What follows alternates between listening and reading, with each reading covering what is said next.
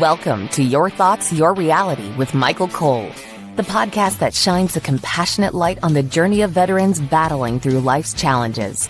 Michael is a dual elite certified neuroencoding specialist in coaching and keynote training presentations, dedicated to guiding military veterans as they navigate the intricate pathways of post-deployment life. Join him as we delve into the profound realm of neuroencoding science, empowering these brave individuals to conquer universal battles, procrastination, self-doubt, fear, and more. Together, let's uncover the strength within you to re-engage with families and society, forging a new path forward. Hello, everybody. So, first of all, I have my mentor, my Invicta buddy, Joseph McClendon III on today. I just want to give a brief intro and we're going to dive in. Joseph is a renowned neuropsychologist, has spent decades mastering the science of human behavior and brain optimization. He's, of course, an ultimate performance specialist known for guiding high performance like Academy Award winners and Olympic athletes to their peak potential. I can go on for days with this guy, I'm just saying. Founder of the Neuroencoding Institute, my chosen tribe, that's for sure. He's a New York Times bestselling author, global speaker, and mentor. Again, the man, the myth, the legend, here today with us, celebrating our 100th episode. As people know, that Joseph's been on for the 50th. They challenged me. They said, Joseph will come on when you do 50. And Joseph said, I'll come back on. So, of course, first person I thought of I wanted to celebrate with was Mr. Joseph McClendon. Joseph, thank you for being here with us. Listen, it is my absolute pleasure, and thank you so much for being on your show, especially in that it is your 100th anniversary. I know how important that is and how much of a milestone that is. And most important, in all of those 100, the amount of people's lives that you've changed and people that you've helped. So it is my honor, my pleasure, and thank you so much for what you do. Oh, thank you, man. I really appreciate that. I was reflecting, Joseph, and we'll get into this in just a second, but I have in my computer, of course, I have all of my episodes with thumbnails and all that stuff. And I was looking through on, the ripple effect that we're creating, right? Doing the show, but really all the different guests and how much I've learned from each of them and how much they've impacted my life, just as you've impacted my life. And it's really just that gratefulness of, wow, this is absolutely amazing that we're here, but what a blessing for myself as well, Well, my pleasure. And as you know, we're here. My personal belief is that everyone's purpose is to reach out and help other people, help our fellow man and or woman, and in whatever way that we can. And the niche that you have chosen and that you're doing is so overlooked, and so many people don't really even consider it. And for you to consider it and for you to do what you do is really something to me, and that is not just admirable, but it is necessary right now to make a difference in people's lives. Yeah. Amen. Thank you for saying that. And again, I do this to honor my father and all the other veterans and their families, that are so often forgotten. Yes, mine too. My father was a veteran as well. He was I'm even gonna say a war hero from the Vietnam War. I'm going to say mine as well. They may have known each other. Yeah, maybe so. They may have known each other. Yeah, I've got all his medals. Whoops, wrong side. Back there with his flag and all that fun stuff. So, again, thank you for being here. So I wanted to start off with just saying this. I'm a little sad, and I know I have Joseph McClendon on here to help me with this, right? So if there's anybody that can get me through this, this is our last episode. This is the 100th. The season is ending. Season 1 is over. Oh, hold on though, right? Season 2 is about to start next week. Mm-hmm. So I'm celebrating that. I'm sad, but quickly I can get myself out of that. So everybody stay tuned. Again, 100th episode, season 1 ending. And we are about to start the second season. So hang on for another 100. Let's go. Joseph, we can. Oh, please, you're going to say something. Yeah, I was going to say that the way I look at things like that, when seasons end and so on and so forth, seasons are just what they are. There's always going to be another one coming. And I look at it as voyages. People talk about this life is a journey. Yeah, life is, it's from cradle to grave. But in between there, we have voyages, and voyages means you disembark from one place and you arrive in another place, but you had adventures all along. And as soon as you arrive at another place, what do you want to do? You want to take another voyage, and that's what's going to happen. So you've had a successful voyage and learned a lot of things, impacted a lot of people's lives, and you, at the very least, should, and I know you are, should be proud of yourself and be proud of the things that you've done, and think about the lives that you've impacted. Not, and I love what you said, the ripple effect versus just, okay, you do something once and people go, yeah, but the ripple effect, because if you change that person's life, then they're going to impact somebody else's life and so on and so forth. So congratulations on the completion of this voyage and the readying to disembark on your new voyage. Yeah, I'm not even unpacking. Yeah, that's a good idea. Yeah. I'm not even unpacking, we're already going. Yeah. So let's get started. Just before we do, I just want to remind everybody, on the top right-hand corner of your screen, there's a blue QR code that takes you to empowerperformancestrategies.com. For people listening on the podcast forums later on, again, empowerperformancestrategies.com. Check that out. We have multiple free ebooks that I've written for both families and veterans, as well as there are trainings and Facebook groups to be part of a community, again, for families and veterans separately, so that we can be part of the mission. Move this forward. Let's all join in and let's kick some butt with this. So be part of our community. So with that said, Joseph, shall we dive into BS? Let's go. So one of my favorite subjects is BS. I just got to say it. So, redefining beliefs. How would you define a belief system? And why is it critical to reevaluate and rebuild ours during periods of reintegration or transition or something like that? Sure. I like to work back to front. A system is something that, whether it is a programmed system or whatever, it is a set of behaviors, it is a set of physical things that we do, and it's a syntax, in this case, a syntax of thought. Right. A system is something that you have a system for tying your shoes. You have a system for driving your car. You do the same thing over and over again, and as a result, it becomes automatic with you. So a belief is nothing more than a feeling of certainty about something. Mm-hmm. You have and they can be conscious and unconscious, and they can be made to be unconscious. I'll give you an example. We all have a belief. Every single one of us has a belief, has a feeling of certainty that our feet are going to stay planted firm on the ground, that if we drop an ink pen, it's going to go down. We have a belief that gravity always works. Mm-hmm. And it's not something we think about all the time. It's in there. Now, we had to learn that as children, as babies. We had to learn that when we fell over and things like that. And that programmed us, if you will, to have that belief, that we have that certainty about it.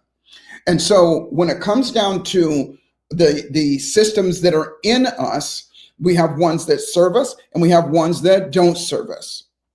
We have ones that cause us to move forward and we have ones that cause us to move backwards.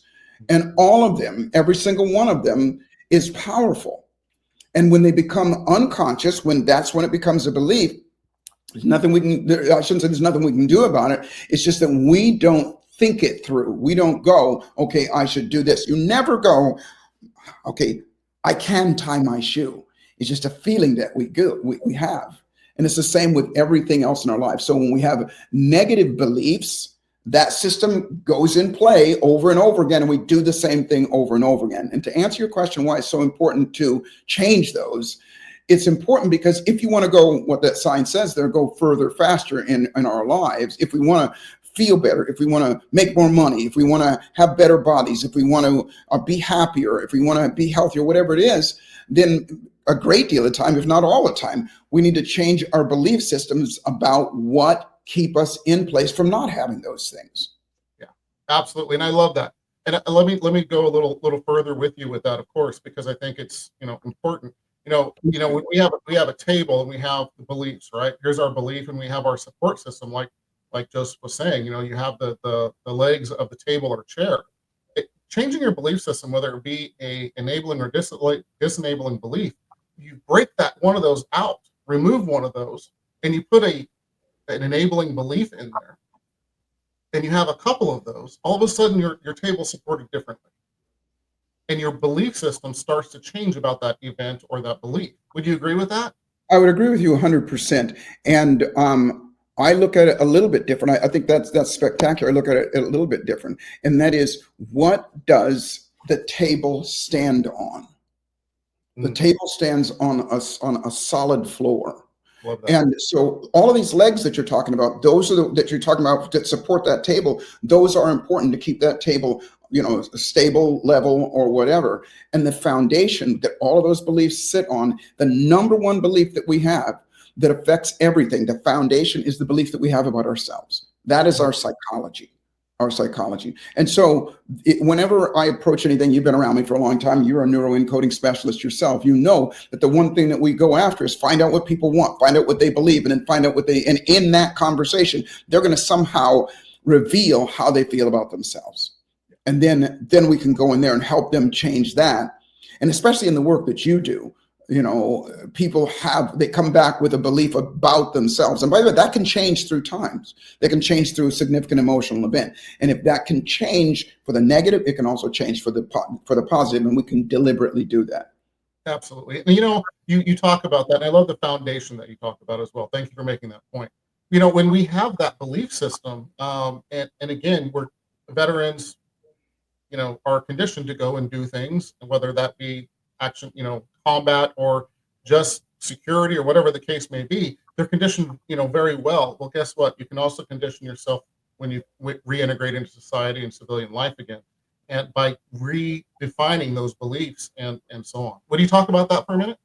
Yeah, absolutely. First off, that's a very, very good point, because the military does that. It's indoctrinating you into having a belief that you do what you're told, and this means this, that means that, and you rehearse over and over again, which is the simplest way of creating a belief. You do something over and over again until it bleeds into your nervous system, your unconscious mind. It becomes who you are. The challenge is that like you said, we can change that, but when you are dismissed or you leave the service, you leave military duty, there's very little, if anything at all, most of the time nothing at all, that is done to let's just say decommission those beliefs that you have.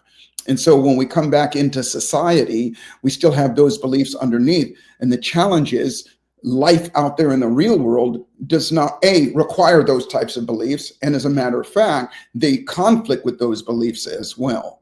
And I'll give you an example. My dad, I'll never forget this. My dad served in the Vietnam War, and he was there for 2 years. And it was unfortunately, and I had to change my beliefs about this, and I had animosity and resentment for the armed forces for a while, because my father served 26 years in the Air Force. And his last 2 years, they sent him to Vietnam. He was in his 40s, and Vietnam, he was close to retirement. And that was I'm not going to say a young man's war, but most of his constituents, the people that were around him, were in their 20s, and they were younger. And he was there, and he was bitter about it, quite honestly. And when he came back, he had also been conditioned to, when you're in a battle situation, there's certain things that you do. And we lived in a place called Lancaster, California, which was only about 20 miles from Edwards Air Force Base. And Edwards Air Force Base was where they tested all of the experimental airplanes and things like that. And there was always planes taking off. And I grew up, and so did he, raising us. I grew up in every Air Force base that we went to sonic booms. And sonic booms were, when an airplane breaks the sound barrier, there's a boom, boom out there. And so we're used to them. And the day we picked my father up from the airport, I'll never forget this. My family had 3 sisters, my mom and myself and my dad. And we picked my dad up from the Air Force. We all, are from the airport, and we're all hugging him and everything. And we get in the car, we drive home. We're walking up the walkway to the house, all of us, the whole family. And there was a sonic boom. And my dad, without hesitation, took us all out, knocked all of us to the ground, the whole family. My mom was pissed, but sisters were crying. All of us were scared, and my dad was crying. And the reason he was because when an explosion happens, you hit the deck, and you take everybody down. And he was saving his family because he was conditioned which is, by the way, that is a trigger to a belief that he has, that when something that happens, it's danger and everything. And he was mortified that he did this with his family, because he didn't, gently push us over. He took us all out. And he explained later that, through his tears, it was only one of two times I'd ever seen my dad cry, that he realized that he'd hurt his family. And he also realized that he was hurting inside, that he was conditioned in a way, and he was resentful for that and everything. And there was nothing that was ever done to rid him of that. And he spent, a long time, until I was able to help him years later to help him mitigate that. I was going to say, I know a guy. Yeah. So yeah, that's fantastic, and it's overseen, because a lot of veterans, and I won't spend a lot of time on this, they don't realize the conditioning is still there. Yeah. Until later on, when it really rears its head. And I want to say something. It may have seemed at the time horrific, all those things, but if your dad didn't have that experience, he may not have changed and gotten some help. You know what I mean? Oh, no doubt. No doubt. And unfortunately, and I love my dad, unfortunately, the help that he got first was drinking alcohol. And that, by the way, as you know, I'm preaching to the choir on this, a lot of people, that's how they cope with what they don't even know is inside. It's just that feeling. It's like, I don't fit, or something's going wrong here and everything. Drug abuse, alcohol abuse, any kind of addiction that is going to immediately take them out of that pain that they don't even know that they're feeling. That's what they lean towards.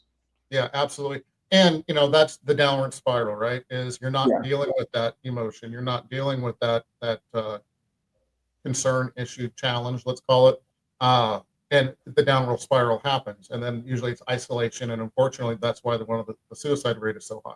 Amongst veterans. The numbers are staggering. I won't get into it right now, but the numbers are staggering. So, I always say, everybody, you go to the military, or you're even starting to have that reintegration process, reach out, start a plan, start creating that plan, so you aren't going into solitude. You do have people around you, a support system, a plan for your future. Find that fulfillment so you can move forward in the right ways coming out.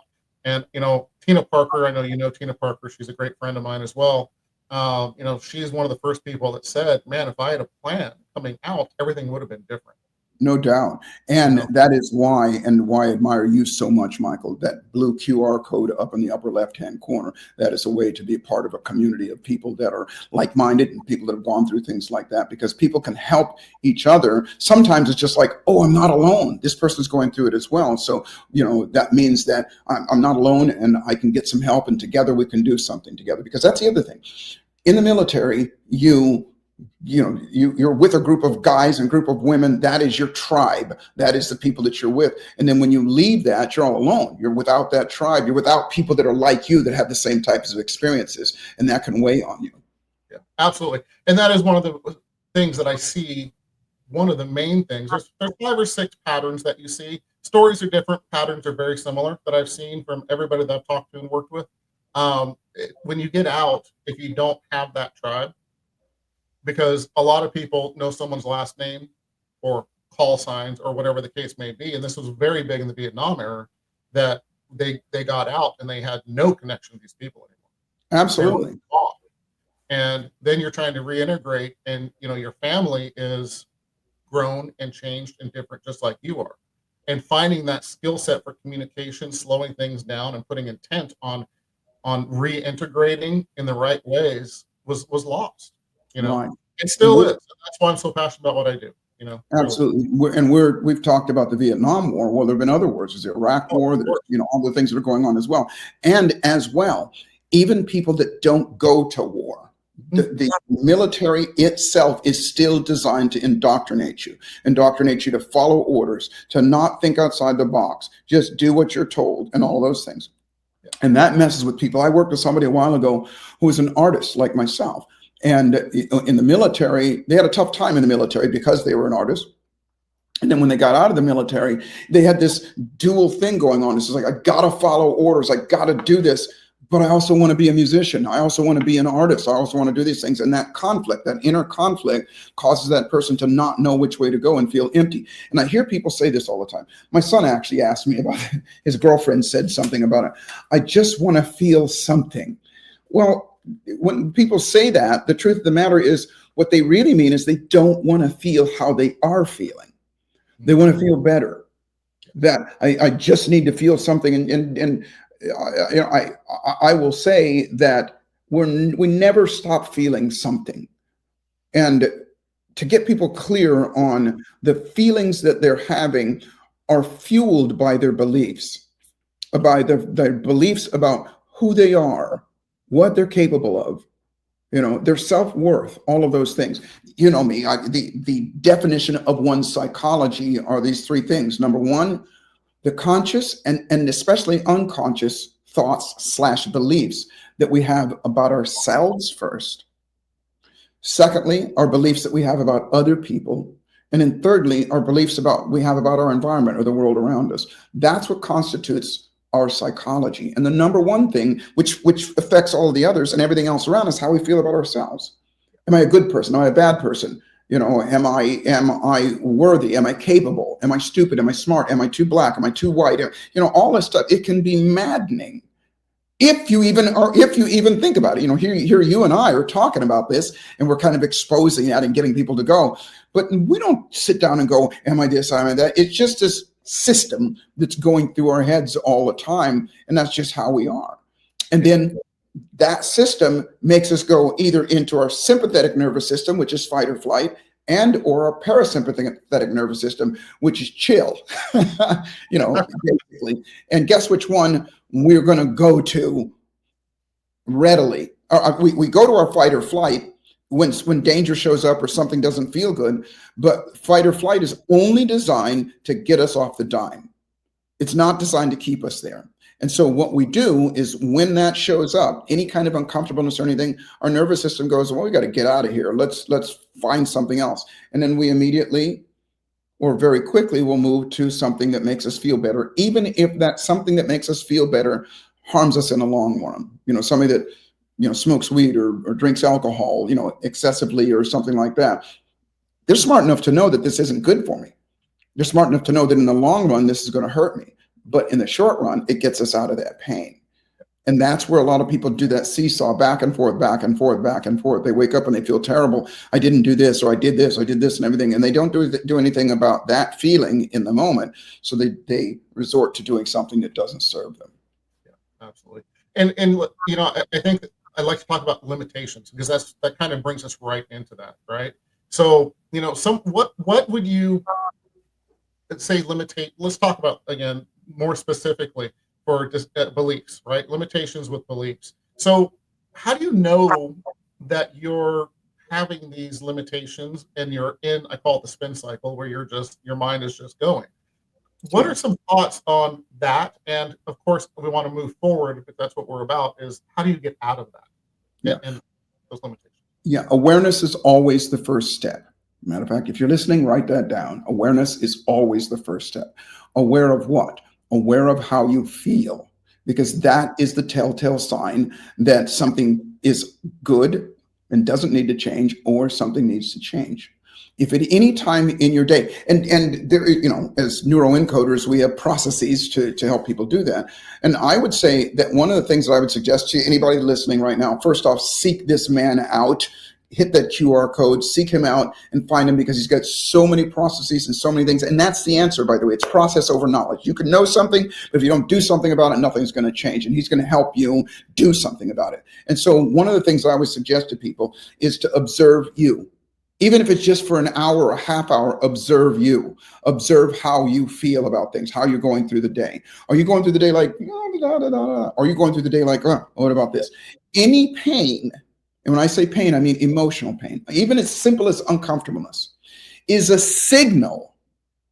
We call it an action signal to do something about that pain. And again, without going into it, and Michael is an absolute expert in helping you do something about that feeling, and not just push it under the rug, because that's what drug abuse or alcohol or anything. I know I keep coming back to that, but it can be anything that is not serving you, that takes you away from that. That's what it's designed to do, is to get you out of that pain. So instead, oftentimes, and it's not about just stay in that pain. It's observe that pain is there. And when I say pain, I mean emotional pain. It doesn't feel good. I feel uncomfortable. I'm embarrassed. I'm whatever. I'm even shyness, things like that. Or I'm unwilling to do that. And you're suffering from, we'll go into it in a minute, the toxic 10, the things that hold us back in our lives. Observe that and go, ooh, isn't that interesting? Isn't that interesting that I feel that? And then from there, now you're aware that is there, and then you can do something about it. Then you can approach it in a way that you can not only squash it, but replace it with something that is preferred. That's the whole foundation of neuroencoding, is to program oneself so that we automatically default to our chosen best beliefs and behaviors. And when that happens, it starts to be automatic, so that when something shows up, consciously or unconsciously, we automatically default to what I call optimism. I absolutely love that. And so many people don't realize that there are these skill sets, techniques, tricks, hacks, whatever you want to call them nowadays, that can help. And you're not going to go and do it one time. You're not going to go and walk into the gym, come out looking like Arnold Schwarzenegger. It's just not going to happen. So there is the skills or the techniques are, again, Joseph is so well known for assassinating complexity. Thank you, sir. But when you can assassinate the complexity and you can do something simple, and the only hard part is being courageous enough to take that action and do it. Yeah, I would agree. Yeah, I in the last, what have I been? I've been playing with you, Joseph, for a year and a half, 2 years now, right? And I mean, there are so many changes in my life where something is just, oh man, I can't do that. I would have said years ago, right? Or I'm too old, or all these things, right? And by doing these exercises and so forth, literally you can make changes like that. And you can make processional changes as well. I look at it like this. If you work on one thing, it's like that. I saw a great video the other day, Michael, that was spectacular.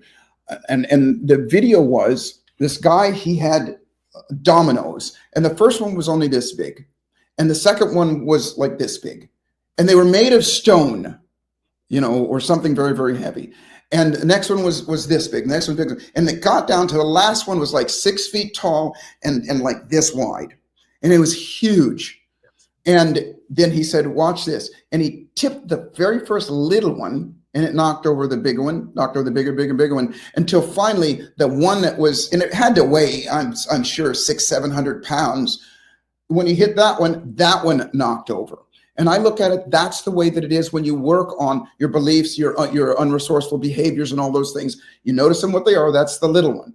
You don't have to feel this big, huge, unattainable and daunting thing. You work on the little one as it begins, and it has the effect on doing this one, and it has the genuine effect of affecting how you go through lives. You're underlying your foundation of how you go through your lives, and you become, and I'll elaborate on this a little bit, what I call optimistic. Optimistic doesn't mean that every cloud has a silver lining and every glass is half full. Optimism around here means options, that you see more options in that moment. You go, oh, I could do this, I could do that. When danger or frustration or any of the toxic 10 show up in your life, it causes you to go, oh, wait a minute. Oh, I caught myself. I'm doing that. I could do this. I could do this. Because in 99% of the time, we have a plethora more options, good options and better options than the ones that are sitting in front of us that are challenging us. Said differently, when we are in our sympathetic nervous system, fight or flight, you got two options: fight or get the hell out of there. But when you are able to shift that, make it automatically become optimistic, you can go, I can do this, I could do this, I have done this before, I've done this, I could do this, somebody else did this. And your brain starts to go that way. And a couple of things happen. No longer your brain and your body is not flooded with cortisol and the adrenalines and all those things that keep us in that unresourceful state and to keep us feeling like we're fighting or running away.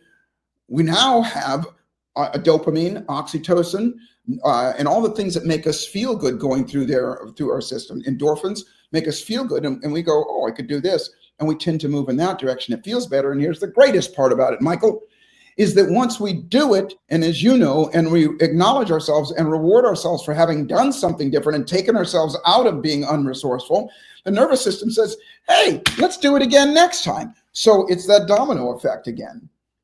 It's funny you brought that up. I literally just watched that video. And it was absolutely fantastic. Because this thing, literally, guys, it's this small compared to, 6 feet tall and 1,200 pounds or whatever it was, But when you start that momentum, it's amazing what can happen. Absolutely. So if we can, I was giggling, dying back here because I just watched that video. So can we talk about, just really quick, finding your success patterns or your success, I want to say patterns, because again, I'm big on patterns. So finding it, and then, I think we have to end off on celebration, don't we, Joseph? It's always end on celebration. You know me. So yeah, there's a couple simple processes that you can do. I'll share with everybody one that you can do to do what you just said there, Michael, and that is to find your, let's just say, empowering or your beliefs that serve you. And that is this. Now, this is from the Bible. As ye seek, so shall ye find. And I am not going to claim that I improved the Bible. I am, however, going to say that I added something to it that, let's just say, helps you go further faster. And that is this. As ye seek, so shall ye find. That's obvious. If you go looking for your car keys, you're going to find them. 9 times out of 10, you're going to find them. The journey in which you're looking for them, we're not going to go into that right now, is to remember, to reconnect your unconscious to your conscious. Because when you find them, what do you always do? You go, oh, okay, that's where they were. Of course, that's where they were. And in that moment, you have that connection. Okay. And the process of looking for something, my personal belief is, and this is what I've added to it, as ye seek, so shall ye find, and so shall it find you.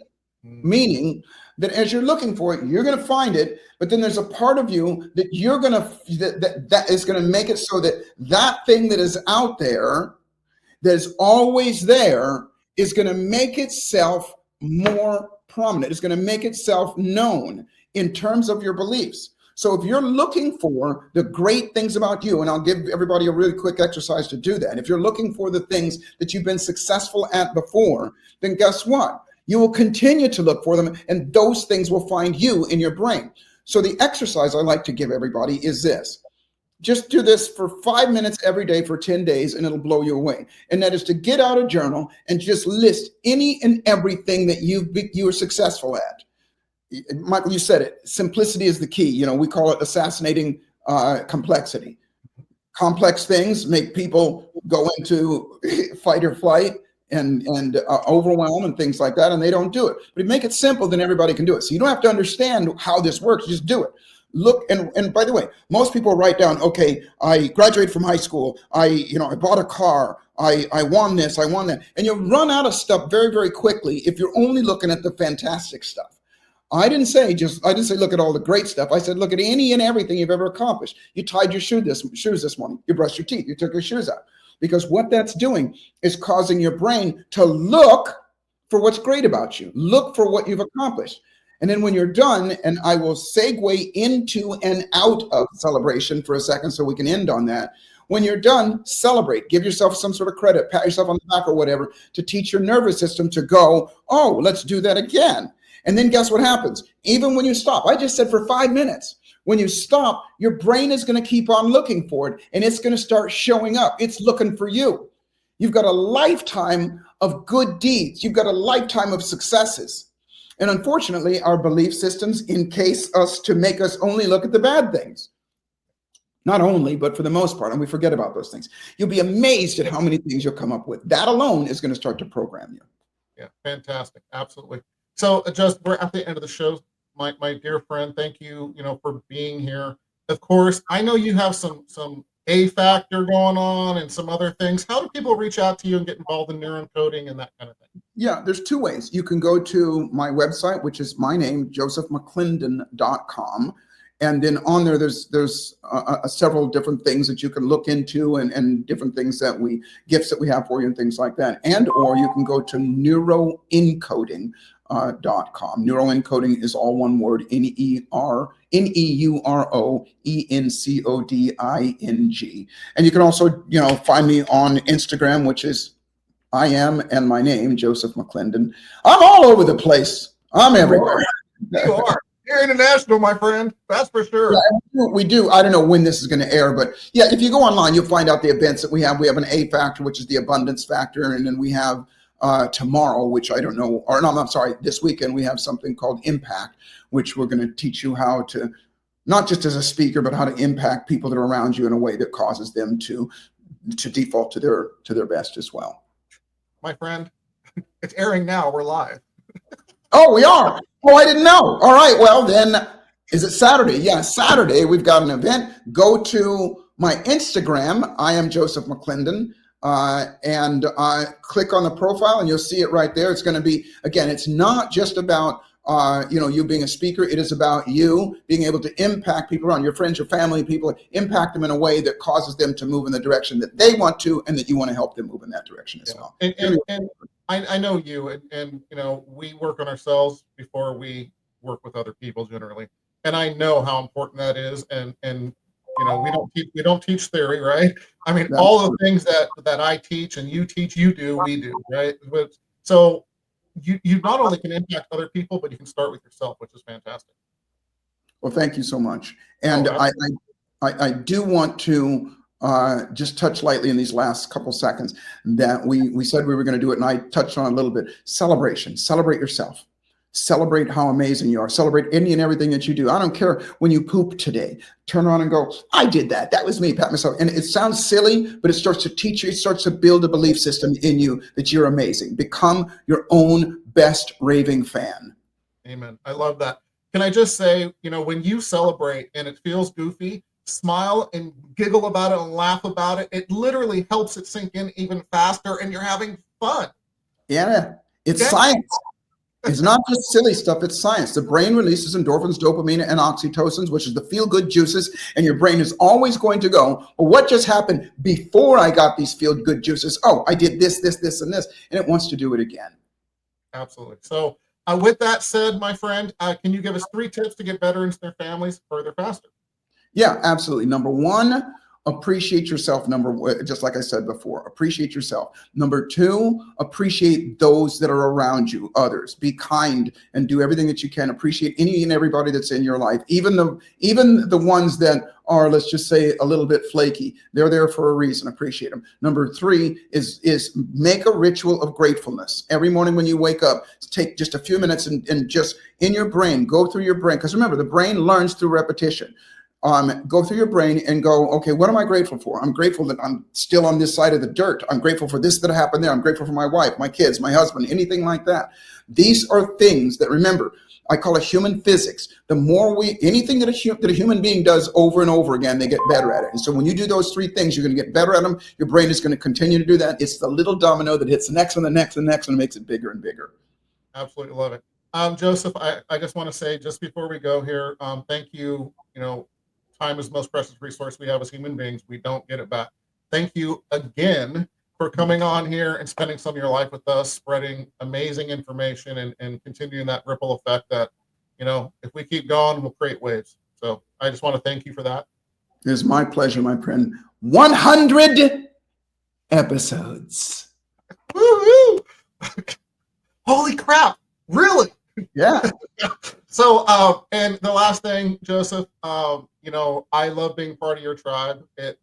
Joining the Neuroencoding Institute and becoming dual elite, certified neuroencoding specialist, and it's changed my life. The people around me, at 51 years old, I said, what do I want to be when I grow up? I like that. And here we are.